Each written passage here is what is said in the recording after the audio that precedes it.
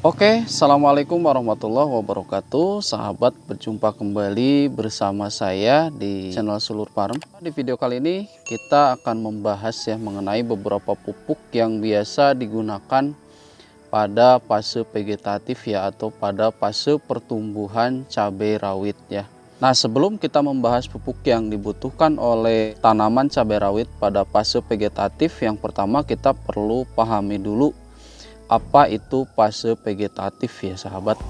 Nah, fase vegetatif merupakan fase pertumbuhan dan juga perkembangan sel dimana pada fase ini tanaman mengalami perubahan atau mengalami pertumbuhan baik bagian akar, kemudian bagian batang dan juga bagian daun Nah, kemudian juga bagian-bagian cabang tanaman cabai rawit Jadi sederhananya fase vegetatif ini merupakan fase pembentukan tubuh dari tanaman cabai rawit itu sendiri.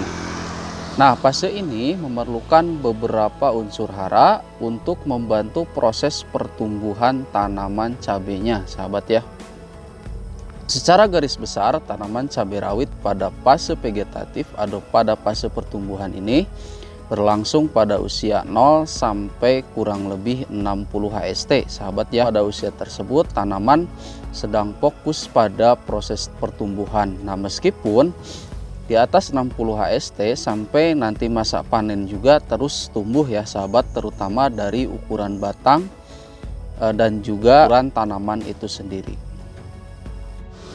Fase vegetatif ini menentukan apakah pertumbuhan tanaman cabai rawit kita itu akan bagus atau akan gagal, sahabat Nah, oleh karena itu perlu diberikan perawatan yang intensif diantaranya salah satunya adalah pemupukan.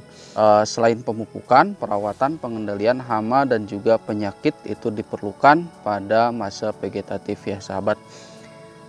Nah, sebelum masuk ke pupuk, kita perlu memahami dulu jenis dari unsur hara yang dibutuhkan pada tanaman cabai rawit fase vegetatif Secara garis besar, tanaman cabai rawit pada fase vegetatif memerlukan semua unsur hara tetapi ada beberapa unsur yang memang dibutuhkan dalam jumlah yang banyak, kemudian sedang dan juga sedikit Nah, untuk pupuk makro primer yang dibutuhkan pada masa vegetatif yaitu unsur nitrogen Nah, sedangkan makro sekundernya ada magnesium, kemudian kalsium dan juga sulfur, sahabat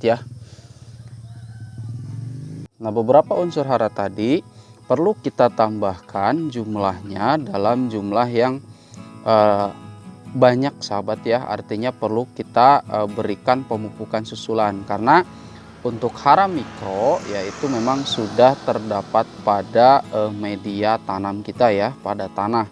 Nah, terutama ketika tanah kita diberikan dengan pupuk kandang. Nah, itu unsur hara mikronya cukup banyak. Nah, salah satu pupuk yang memang mengandung nitrogen kemudian fosfat dan juga kalium itu adalah NPK 16, sobat Nah, seperti ini.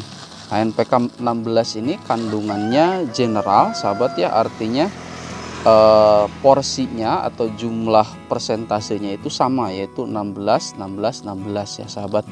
Nah, sehingga pupuk ini bisa diaplikasikan pada dua fase sekaligus baik fase vegetatif maupun fase generatif Nah, kemudian untuk meningkatkan kandungan nitrogennya, saya biasa menambahkan pupuk ZA, sahabat Nah, yang warna putih seperti ini. Nah, atau juga urea, sahabat urea juga bisa. Nah, ZA ini merupakan pupuk dengan kandungan nitrogen yang cukup tinggi mencapai 20%, sahabat Nah, jadi ini saya gunakan dan saya campur dengan pupuk NPK Mutiara 16. Untuk cara aplikasi kedua pupuk ini baik NPK Mutiara 16 ataupun ZA, kita gunakan cara pengocoran, sobat Nah, untuk dosisnya kita bisa larutkan masing-masing setengah gelas aqua, sobat NPK Mutiaranya setengah gelas, kemudian ZA nya juga setengah gelas. Jadi total 1 gelas itu untuk 10 liter air. Nah, jika dalam jumlah banyak, ini masing-masing bisa kita gunakan 2 kg untuk 200 liter air ya sobat, atau satu drum besar ya. Jadi NPK mutiaranya 2 kilo, ZA-nya juga 2 kilo, yaitu untuk skala besar ya sahabat semua. Nah, untuk aplikasinya bisa dimulai saat tanaman sudah beradaptasi ya, berada di kisaran usia 7 sampai 10 hari. Nah, pupuk lain selanjutnya yaitu kalsium sahabat ya. Nah, seperti ini. Nah, ini salah satu contoh pupuk kalsium yang biasa saya gunakan sobat ya. Ini penggunaannya bisa disemprot ataupun dikocor ya. Untuk dosis umumnya ya bisa kita lihat di sini 2 sampai 3 gram balikal ya dilarutkan per liter air, kemudian disemprot secara merata ke seluruh bagian tanaman dengan interval penyemprotan 5 sampai 7 hari sekali ya. Ini dikocor juga tidak masalah sahabat ya.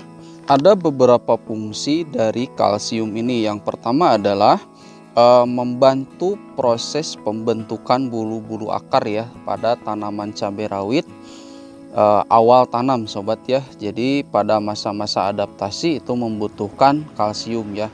Selain itu juga kalsium membantu mempercepat proses adaptasi ya, dan juga mencegah kelayuan pada tanaman cabai rawit.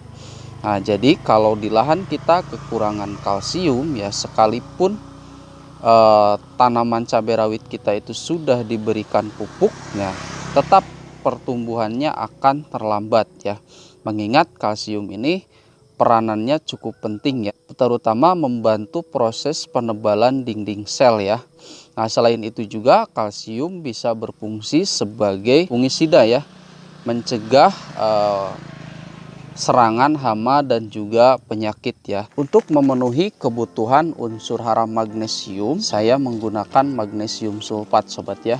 Nah, magnesium sulfat ini merupakan pupuk ya dengan kandungan di sini magnesium kemudian juga sulfur ya.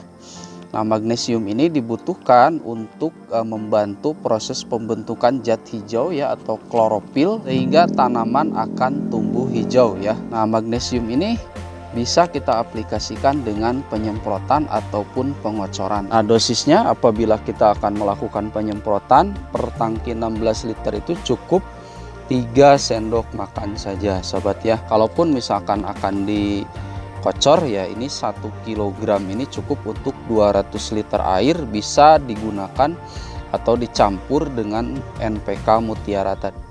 Baik sahabat ya, mungkin itu beberapa jenis hara dan juga pupuk yang dibutuhkan pada cabai rawit masa vegetatif ya. Semoga pembahasan kali ini bermanfaat untuk kita semua ya, khususnya para petani dan juga seluruh pengikut channel ini. Terima kasih, semoga bermanfaat. Assalamualaikum warahmatullahi wabarakatuh.